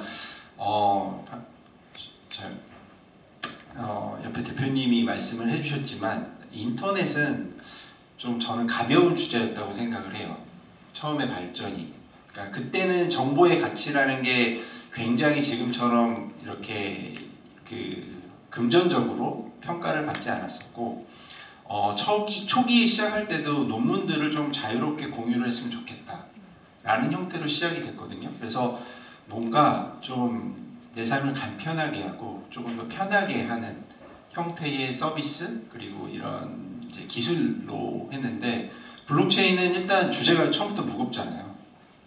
화폐, 자산 이러다 보니까 뭔가 매스 어독션 하기에는 고려해야 될 사항들이 굉장히 많고 이제 이 UI나 UX가 불친절한 건 그건 어쩔 수 없는 부분이라고 생각을 합니다. 그러니까 초기 이제 기술이기 때문에. 근데 그 두 가지가 겹쳐져서 뭔가 킬러 서비스가 나오기가 굉장히 조금 어려운 구도이지 않았을까. 그러니까 소유권을 증명을 하고 자산을 하고 화폐를 대변하고 이런 것들이 이제 그 얼리 어댑터들한테는 굉장히 혁신적이고 좋은 이제 서비스고 하지만 대중들에게 이제 쫙 퍼지기에는 조금 어려운 주제, 그러니까 무거운 이제 자산이라는 무거운 주제이고 사실 화폐는 경제학자들도 정의하기 되게 어려운 주제고 혹시 여기 뭐 그 사피엔스 혹시 읽어보신 분도 계시겠지만 화폐도 이제 만들어낸 거짓말이다라고 정의를 하는 주제인데 이런 것들이 이제 기술적으로 대중들에게 퍼져나기 좀 어려운 구조라고 생각을 하고요. 저는 최근에는 그래서 이제 NFT나 아니면 토큰들이 조금 더 가벼운 주제들을 다루기 시작을 했다고 생각을 합니다. PFP도 그렇고 뭐 NFT 패스도 그렇고 예를 들면 IP를 상징하는 여러 가지 것들도 그렇고 그래서 저는 어떤 게 킬러 콘텐츠다라고 말씀드리기 좀 어렵지만 뭔가 좀 가볍고 새롭고 인터넷에서 자신들을 증명할 수 있는 약간 이런 것들로 조금 가벼운 서비스들이 좀 더 출시가 되면 조금 더 빨리 이제 좀 대중들에게 친숙해지지 않을까 생각을 합니다. 네, 그간 좀 블록체인이 다뤘던 주제가 무겁다 보니 대중적으로 확산되는 데 시간이 걸렸지만 앞으로는 조금 가벼운 서비스가 나올 수 있다 이런 말씀이신 거죠? 네, 알겠습니다. 또 이어서 김용건 CTO님 의견 부탁드리겠습니다. 네, 질문하신 것은 이제 매스 어댑션이 안 된 이유를 이제 개인적으로 여쭤보시는 것 같고 해결책은 이제 말할 수가 없고요, 제가. 일단 시작 자체가 이게 기술을 이제 논하는 것부터 시작을 했던 것 같아요. 그래서 예를 들어서 모든 사람들이 원하는 필요성이 있었는데 그 필요성을 해결해주기 위해서 등장한 어떤 발명품이라는 그런 느낌보다는 기술을 먼저 제공하고 거기에 대해서 저희가 어떻게 활용할 수 있을까? 좋은 기술은 맞는데 어떻게 활용할 수 있을까? 이런 거를 이제 찾아가는 반대 방향이 좀 강한 것 같고요. 사실 중재자가 필요 없다고 하는 게 가장 큰 장점이라고 생각되는데 이렇게 생각할 수 있잖아요. 중재자가 있으면 안 되나? 믿을 수 있는 내가 믿으면 되는 것이라고 생각되는데 이렇게 생각할 수도 있고요. 실제로 저희가 이제 영업을 하기 위해서 많은 이제 업체들을 컨택하고 있는데 특히 대기업 같은 경우는 그런 질문을 많이 하시거든요. 이게 버즈워드 아니면 뭐 트렌드상 저희가 이제 도입을 하고 싶은데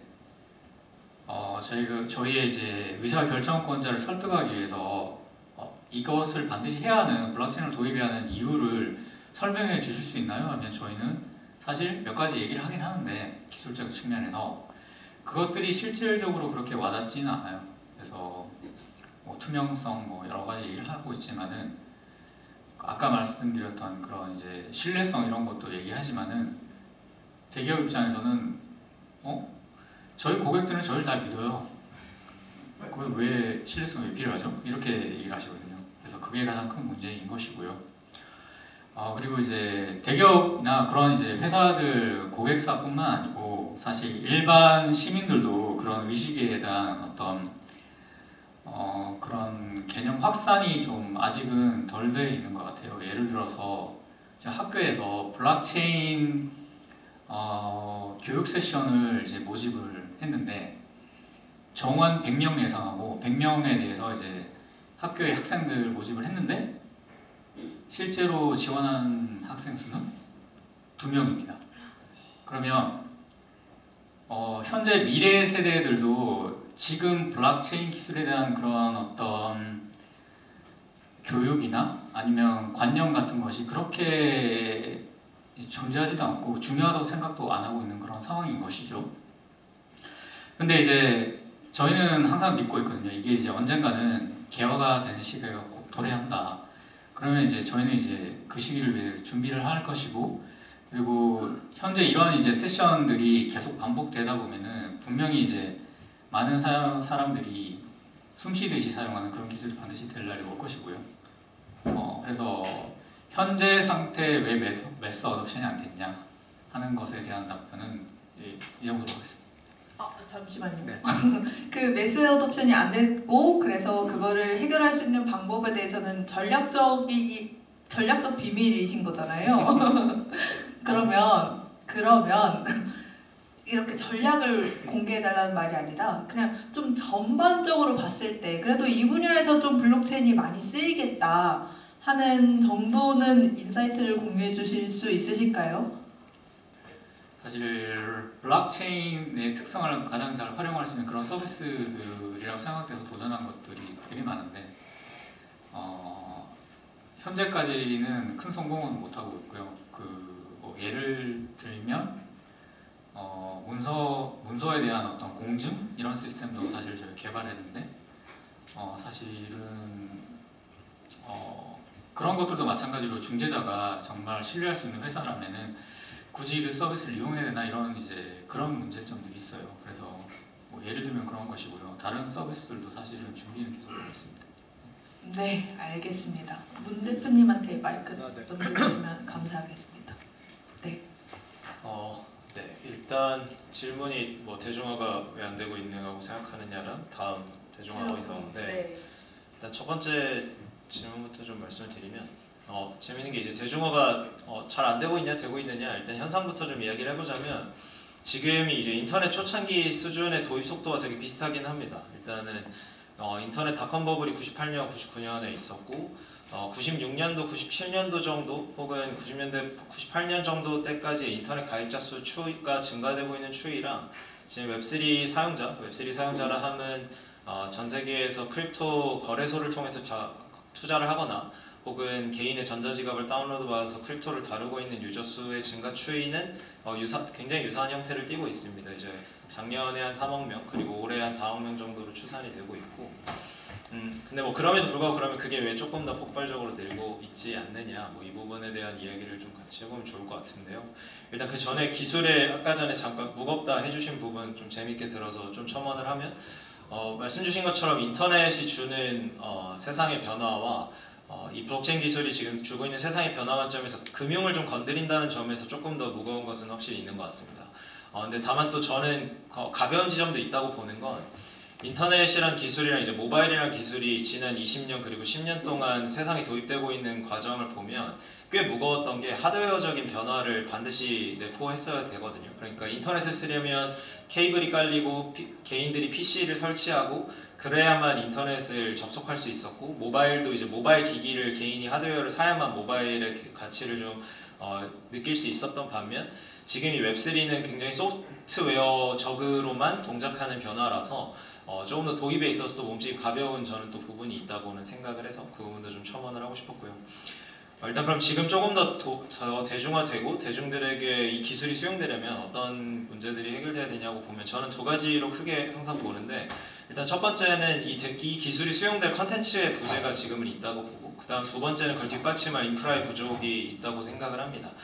일단 컨텐츠 관점에서 보면 사실 인터넷 기술이 여러분들도 TCP/IP나 HTTP 어떻게 동작하시는지 모르잖아요. SMTP 뭐 이메일 기술 어떻게 동작하시는지 모르고 사실 대중들에게 도입될 땐 그 기술 자체가 도입되기보다는 이 기술을 활용해서 유저가 갖고 있는 어떤 문제나 니즈가 해결됨으로써 유저는 거기에 반응하고 그걸 수용함으로써 기술이 자연스럽게 수용이 되는 구조인데 인터넷으로 치면 이런 거죠. 나 이제 마트 안 가고 집에서 혹은 뭐 어디 서점 안 가고 집에서 주문하면 인터넷으로 주문하면 내 집 앞에 배송이 온대 라고 하는 유저는 나 이제 마트 안 가도 되는구나 라고 하는 그 가치를 가지고 커머스라고 하는 컨텐츠를 바탕으로 인터넷 기술은 수용이 되었던 것이고요. 뭐 하나의 섹터를 보자면 마찬가지로 이 블록체인 기술이라는 것도 어떤 기술에 대한 이해도, 뭐 기술에 대한 교육, 기술 자체의 수용보다는 기술이 해결해주는 어떤 그런 컨텐츠들의 수용을 통해서 저는 이 기술이 수용된다고 보는데, 그런 관점에서 지금까지는 아직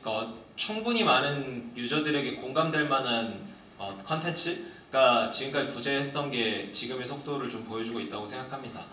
그리고 거기에 따른 인프라의 부족도 있는데요. 이제 사실 이 기술로 그 유저들이 가진 문제를 해결을 해주려면 기술적인 한계가 많이 개선이 돼야 되는데, 예를 들면 90년대 후반 혹은 2000년대 초반에 우리가 전화선으로 인터넷 쓰던 시대에는 넷플릭스 같은 아무리 좋은 컨텐츠나 비즈니스 아이디어가 있어도 유저들이 되게 높은 품질의 영상을 실시간으로 혹은 컨텐츠를 즐길 수가 없습니다. 이제 그래서 당연히 그 기술의 인프라의 개선과 인프라의 뒷받침이 반드시 같이 병행이 되어야 되고요. 어쨌든 그런 두 가지 이유 때문에 지금 아직 결국엔 컨텐츠들이 더 나와야 된다. 그리고 그 컨텐츠는 어떤 기술을 유저가 수용하는 게 아니라 유저는 그 컨텐츠를 통해서 기술이 수용될 거고, 그걸 따라 인프라 발전도 뒷받침이 돼야 될 거다라는 게 일단 저의 첫 번째 답변이고, 두 번째는 그런 점에서 앞으로 한 3년 정도에서 5년 정도는 저는 게임을 통해서 이 기술이 수용될 거라는 데 굉장히 강한 확신을 갖고 있습니다. 지금까지 나와 있는 저는 이 블록체인 기술이 바꿀 수 있는 섹터들이 굉장히 많다고는 생각합니다. 일단 기본적으로 금융은 아예 다시 재건할 수 있는 기술이라고 생각을 하고요. 왜냐면 지금도 당장만 해도 미국에 있는 어떤 누군가에게 지금 돈을 보낼 때 인터넷만 서로 연결돼 있으면 블록체인 상으로는 1초 만에 정말로 USDC, 그러니까 스테이블 코인을 송금하고 정산이 완료될 수 있는데, 근데 사실 금융이라고 하는 영역은 생각보다 굉장히 아까 무겁다는 말씀이랑 같은 얘기인데 되게 바뀌는데 오래 걸릴 거라고 생각합니다. 굉장히 임팩트가 크지만 이 기술이 줄 수 있는 컨텐츠 자체가 굉장히 강력하지만 도입되는데 되게 시간이 오래 걸릴 것 같고요. 왜냐면 지금 당장도 할 수 있지만 그게 도입이 되려면 결국에 각 국가에서 지금 수백 년 동안 쌓아져 왔던 규제를 비롯한 이 금융산업이 송두리째 많이 바뀌어야 되는 부분들이 있다 보니까 영원히 완전히 대체하기는 어려울 수도 있겠다, 뭐 이런 정도까지 생각은 하고 있고요. 근데 그에 비해서 게임 산업은 재미있는 게, 일단 게임 자체 컨텐츠의 특징도 있는 게 대부분 기술이 처음 도입됐을 때 게임이라고 하는 컨텐츠를 통해서 기술이 많이 도입이 되곤 합니다. 이제 모바일도 2010년 아이폰의 탑 1년간 다운로드 수 10위를 보면 10위가 전부 다 게임이거든요.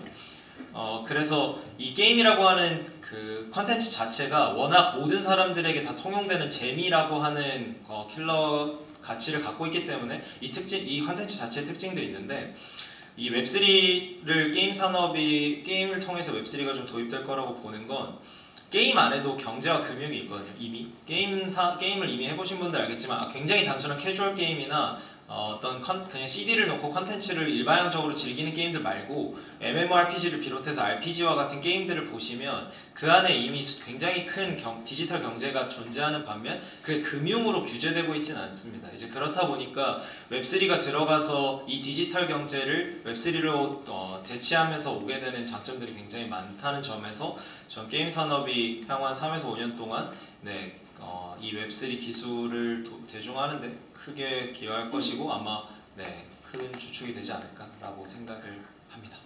네, 이런 관점에서 잠깐 개인적인 의견 첨언하자면 네. 국내는 블록체인 게임이 금지돼 있잖아요. 그렇죠. 그거 어떡하나요?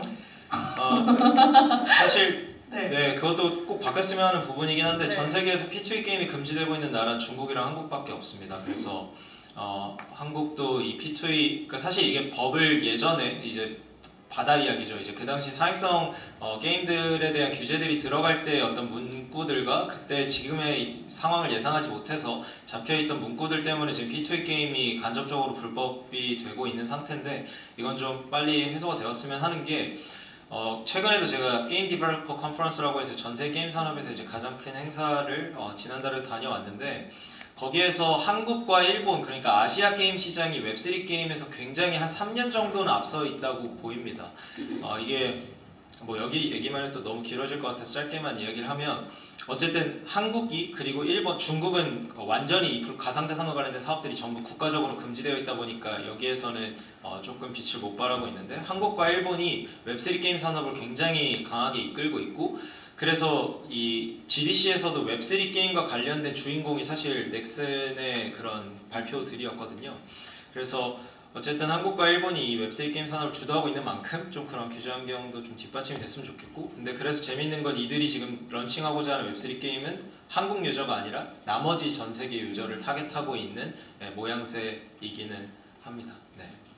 네, 굉장히 아이러니한 상황이긴 합니다. 네. 네, 이어서 김정혁 대표님 의견 부탁드립니다. 네, 그 매스 어덥션 얘기 나올 때마다 제가 뭐 계속 드리는 말씀인데 그 가트너 그 하이프 그래프 유명하잖아요. 어떤 신기술이 나왔을 때 하이프가 엄청 있다가 이제 하이프가 꺼지고 그 바닥에 이제 기대값이 없는 상태에서 이제 인식의 변화가 일어나면서 있는 그 그래프 뭐 신기술 얘기 나올 때마다 블록체인 얘기 나올 때도 항상 따라다녔던 그래프인데 사실 그 가트너 그 리포트에 그 하이프 그래프랑 같이 두 개 그래프가 따로 있거든요. 그걸 겹쳐서 봐야 되는데 그 퍼포먼스 그래프랑 어덥션 그래프랑 이제 같이 있습니다. 신기술이 나오면 그걸 딱 겹쳐놓으면 하이프가 다 꺼져야지 사실 퍼포먼스 어덥션이 조금 있는 상태에서 꺼져야지만 사실 어느 이니셜 롤아웃이 막 생긴 상태에서 누군가가 이제 슈퍼스타 같은 팀이 나오죠. 그 어떤 퍼포먼스를 굉장히 많이 내주는 어떤 그 컨텐츠나 서비스가 나오게 됩니다. 그 퍼포먼스가 본격적으로 나온 이후에야 사실은 그 어덥션 그래프는 맨 뒤에 따라 올라오는 그래프입니다. 사실 그래서 지금은 뭐 사실 디파인 NFT 같은 경우가 크립토 쪽에서는 굉장히 좀 콘텐츠를 만든 것처럼 보였지만 어떤 그 금융의 어떤 그 자본의 어떤 재배치를 통해서 밸류를 만드는 거에 있어서 그 다음 단계를 못 나가서 약간 디파이도 정체되어 있는 느낌인데 사실 게임 같은 경우가 이미 이니셜 롤아웃이 다 끝나서 퍼포먼스를 보여주는 단계에 들어갔다고 보고 있어요. 뭐 GDC에 말씀 주셨지만 뭐 재작년 GDC에서는 뭐 웹3 게이머들이 무슨 우리는 즐기려고 게임하는 거지 돈 벌려고 게임하는 사람 취급하냐라는 식으로 굉장히 배척했던 느낌이었는데 올해는 GDC에서도 웹3 게임이 전면에 나오고 하는 정도로 이미 거기는 이제 퍼포먼스를 보여주고 있고 이제 곧 본격적인 매스업션이 이루어질 것이다 이렇게 보고 있고요. 금융 영역에서는 꾸준히 사실 S2O 같은 경우도 퍼포먼스가 아직 증명 안 된 상태이지만 이제 도입이 되고 있는 것이죠. 그래서 이제 매스 어덥션은 뭐 갑자기 어떤 기술이 갑자기 뻥 터져서 요즘 AI 같은 경우가 사실 비슷해요. 하이프 다 꺼지고 AI 기업들이 엄청나게 주목받다가 AI로 해보는 게 별게 없나 하다가 LLM이 빡 터지면서 다시 본격적인 어덥션이 엄청나게 이제 일어나고 있는 것처럼 블록체인도 그런 베이스를 따라가는 거라고 보고 있습니다. 그래서 이제 그 단계에서 이제 좀 매스 어덥션을 위해서 좀 필요한 약간 또 대표님 말씀하셨던 인프라적인 요소들, 컨텐츠적인 요소들 중에서 저희가 좀 이제 집중해서 보고 있는 부분은 프라이버시랑 이제 아이덴티티 부분입니다. 올 초에 그 비탈릭도 이 크립토, 그러니까 블록체인에서 꼭 해결해야 될 굉장히 중요한 챌린지 중에 하나가 이 프라이버시랑 그 아이덴티티 이제 문제고요. 사실 국내는 저희가 뭐 2018년, 19년 그때부터 이제 DID를 꾸준히 얘기했는데 좀 그 당시만 해도 좀 매스 어덥션을 좀 빨리 하고 싶어서 금융기관들이랑 일을 사실 많이 했었는데 사실 그거는 규제 영역이고 금융의 영역이다 보니까 사실 굉장히 좀 더뎠고 근데 뭐 DID 같은 경우는 사실 뭐 요즘 해외의 대부분의 프로젝트들 뭐 잭독시가 하고 있는 뭐 TBD나 이런 것들을 보면 다 DID가 기본으로 이제 들어가고 있어요. 세라믹 네트워크 같은 경우도 다 DID가 기본이고 그래서 그 실제 서비스 컨텐츠를 쓰기 위한 그 사용자 주체를 확인하는 데 있어서 그 월렛의 어드레스를 어떤 어센티케이션 수단으로 쓸 수는 있어도 그걸 아이덴티티 통으로 쓸 수는 없다. 아이덴티티의 일부는 될 수 있지만 그 사람의 아이덴티티랑은 굉장히 다양한데 그렇기 때문에 DID들이 좀 확실히 매스 어덥션에 들어오는 느낌이 있고 그리고 아이덴티티가 있으면 결국 체인에 올릴 수 없는 프라이빗한 데이터들이 생기게 됩니다. 그 데이터가 또다시 어떤 웹2 기업들의 플랫폼 기업들에 종속이 되게 된다면 사실 또 이 어떤 큰 의미가 이제 없어지게 되기 때문에 이런 그 프라이빗 데이터들 처리하기 위한 인프라, 그 웹 어떤 탈중화된 인프라들 뭐 알비브라든지 뭐 세라믹 네트워크라든지 이런 프로젝트들, 그 바이낸스의 그린필드 프로젝트라든지 이런 프로젝트들이 이제 막 추진되는 것 자체가 웹3 영역에서 그 아이덴티티와 이 프라이빗 데이터를 처리하는 인프라가 붙기 시작하면 사실 뭐 렌즈 프로토콜 같은 경우도 이제 써보시면 모든 내용들이 다 이제 공개가 되다 보니까 뭐 친구들끼리 공유 뭐 이런 게 사실 불가능한 거죠. 굉장히 뭐 그런 것들을 처리하기 위한 인프라가 제공이 돼야 되는데 뭐 그런 부분들을 맞춰가게 된다면 뭐 그 현재 웹2 서비스 중에 일부들도 좀 매스어답션 단계에 들어갈 수 있을 것이다. 뭐 이렇게 좀 기대하고 있습니다. 네, DID가 국내에서는 한 2019년도에 굉장히 한 DID 얼라이언스가 많이 생겼잖아요. 그리고 잠잠해진 걸로 저는 파악을 했는데 또 해외에서는 활발하게 적용이 되고 있다는 걸 오늘 대표님을 통해서 알게 됐습니다. 네, 그러면 이어서 이제 NFT에 대해서 이야기를 해보려고 합니다. 그 NFT 시장이 거래량만 봤을 때는 굉장히 침체됐다라고 이야기를 할 수 있거든요. 근데 그래도 여기 지금 계신 기술기업 4곳 다 NFT 관련 비즈니스를 하고 계시잖아요. 그래서 좀 이 시장에 대해서 어떻게 보시는지, 또 지금 마이크를 대표님이 갖고 계시니까 네, 김 대표님 먼저 말씀 주시면 감사하겠습니다. 네, 뭐 NFT 같은 경우도 뭐 저희가 지원하고 있는 하고 있는 프로젝트들이 뭐 크게는 하나는 NFT를 이제 체인들 에그노스틱하게 쓸 수 있게 하자, 체인들을 넘나다니면서 쓸 수 있게 하자는 이제 프로젝트를 기술 지원하고 있는데, 사실 그 NFT를 쓸 수 있는 유틸리티를 결국 찾아야 되기 때문에 그게 기존의 어떤 PFP처럼 자신의 어떤 플렉스만 하는 건 좀 한계가 있어서 그쪽은 좀 더 역시 그 게임 쪽으로 풀고 있는 것 같아요.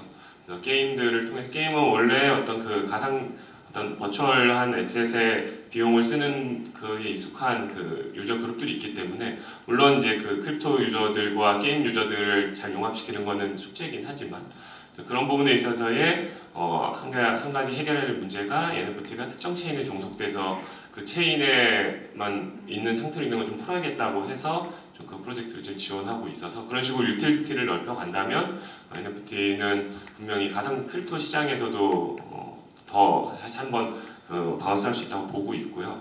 이 레거시 영역에서도 NFT들이 좀 더 그 유틸리티를 보여줄 거라고 보고 있는데, 저희가 또 추진하고 있는 과제 중 사업 중에 하나가 그 EV 배터리들이 이제 그 차에 보면 다 차대 번호가 하나씩 있는데, EV 배터리들도 이제 다 아이디가 부여돼서 별도로 관리가 되게 됩니다. 그게 이 물건을 정확히 측정할 수 있으면 그 금융을 일으킬 수 있거든요. 차에 대해서는 중고차라든지 캐피탈 같은 걸 일으킬 수 있듯이 EV 배터리에 대해서도 그런 거래가 만들어지게, 규제가 가는 플랫폼이 만들어질 수가 있고, 그리고 그 EV 배터리를 NFT로 관리하면서 그 EV 배터리부터 나오는 운행 데이터들을 운영하면서 데이터를 유통하는 비즈니스가 생겨날 수 있습니다. 이 사업은 저희가 이제 과기부의 그 민간 주도로 선도과제로 해서 사업을 좀 진행하고 있는데, 이런 부분에 있어서도 이제 NFT가 사실 기존에는 그 원장의 자동차 등록부에 붙어 있는 그 아이디로만 돌아다녀야 되는데, 이제 떼어내게 되면 그 NFT로서 그 데이터들을 유통시킬 수 있기 때문에 실제 NFT의 어떤 유틸리티를 확실히 보여줄 수 있는 이런 레거시 영역에서도 도입이 본격화되고 있어서, 크립토 쪽이든 레거시 등이든 NFT의 어떤 유틸리티를 보여줄 수 있는 것들이, 효용성을 보여줄 수 있는 것들이 계속 반복되다 보면 결국 NFT의 시장은 굉장히 전망이 밝다, 이렇게 좀 말씀드릴 수 있을 것 같습니다.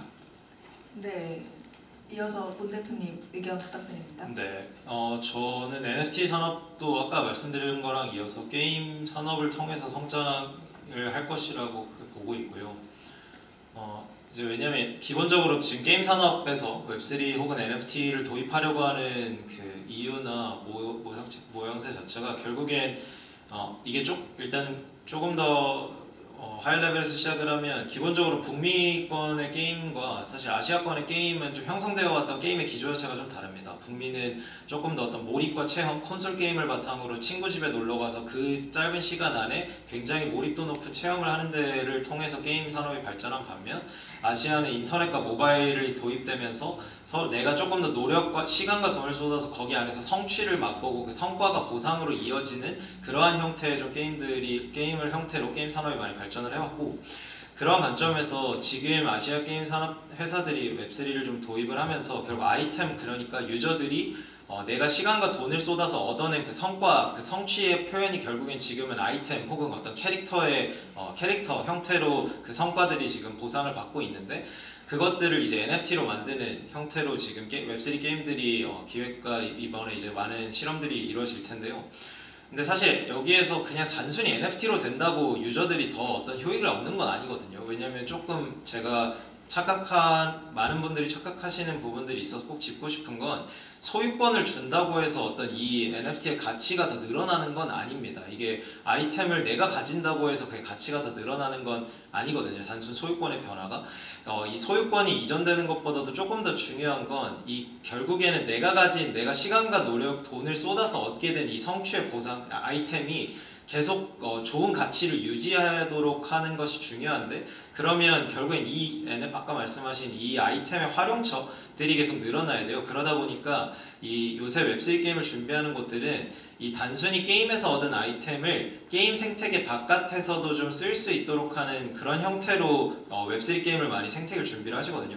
그래서 이게 마치 샌드박스형 이제 플랫폼처럼, 그러니까 러블록스처럼 내가 어떤 게임에서 얻은 아이템을 다른 좀 크리에이터들이 만든 다른 게임에서도 쓸 수 있고 하는 형태의 좀 샌드박스형 게임과 이 NFT를 도입한 게임을 좀 같이 많이 준비를 하시고, 그렇게 되면 이제 NFT가 가지고 있는 상호 호환성을 되게 잘 활용이 되다 보니까 거기에서 좀 NFT가 맞게 들어가는 구조로 게임에서 활용을 하고 있고요. 그래서 저는 게임 산업에서 NFT 궁합이 지금 굉장히 잘 맞는 사례들을 좀 찾고 있다 보고, 그다음 또 이 두 번째로는 게임에서 결국엔 아이템이 드랍이 되는 것들이 결국엔 희소성을 잘 유지시켜주는 게 이 아이템 가치를 유지하는 데 굉장히 중요한데, 지금까지는 유저가 되게 많이 들어오면 어쨌든 몬스터를 만약에 예를 들면 몬스터당 드랍률이 정해져 있으면 유저가 많이 들어와서 몬스터를 많이 죽이면 아이템은 계속 드랍이 될 수밖에 없었는데, 이 부분을 좀 블록체인으로 들어가면서 일정 시기 안에서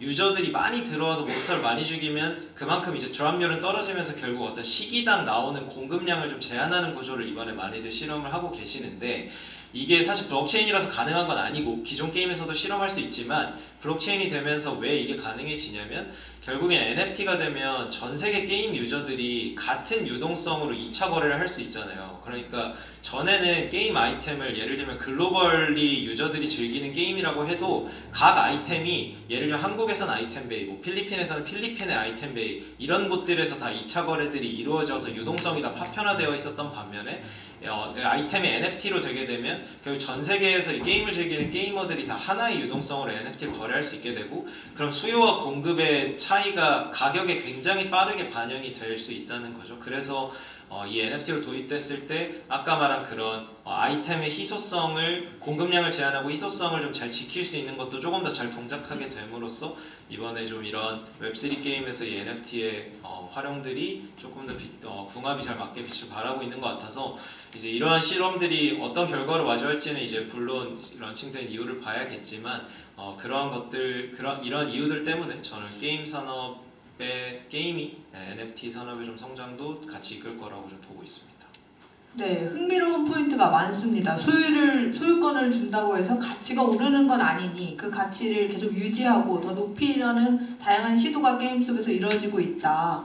그런 이야기를 해주셨는데요. 네, 알겠습니다. 그럼 또 이어서 조원호 그룹장님 말씀 부탁드립니다. 네, 그 두 대표님이 이제 뭐 시장이나 성장하는 산업들을 잘 얘기해 주셔서 같은 얘기인데 좀 다른 이제 뷰에서 좀 보자면 결국 저는 NFT도 토큰이고, 토큰은 뭔가를 표시하는 증표라고 생각을 합니다.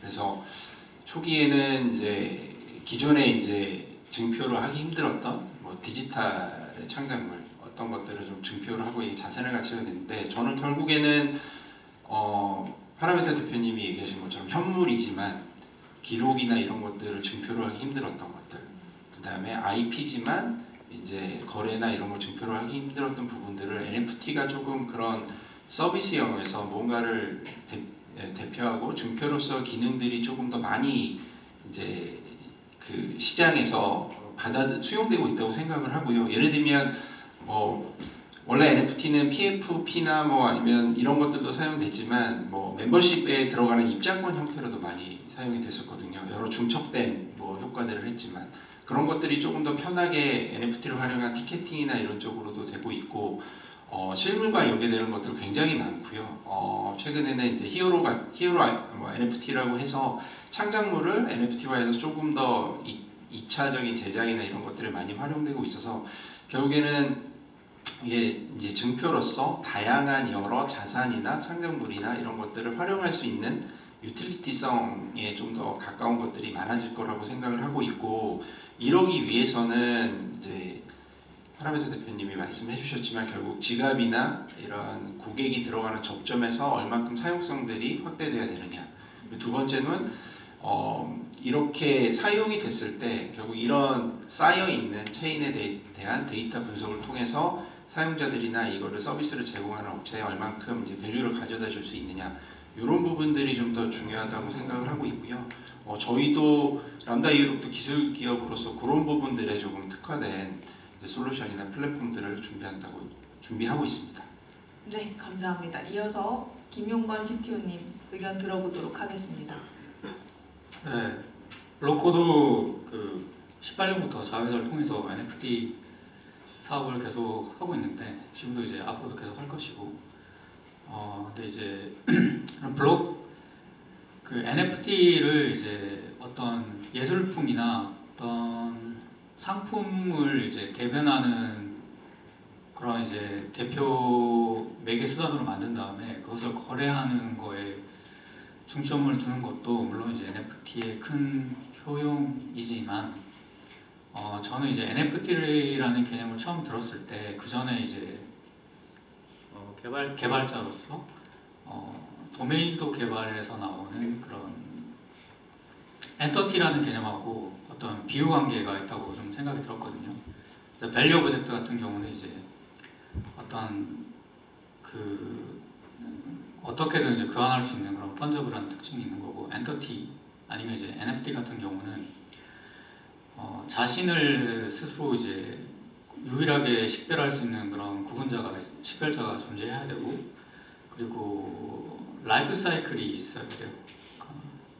생성이 되어야 되고 어떤 트랜잭션을 거쳐야 되고 마지막에는 이제 소멸하는 단계까지 갈 텐데 그런 이제 특징을 살펴봤을 때 저희가 단순히 이제 상품에 대한 거래로서만 활용할 수 있는 것은 아니고 우리가 상상하는 모든 것에 대해서 NFT라는 특성을 가진 것을 이제 도입해서 이용해 볼 수 있다고 생각됩니다.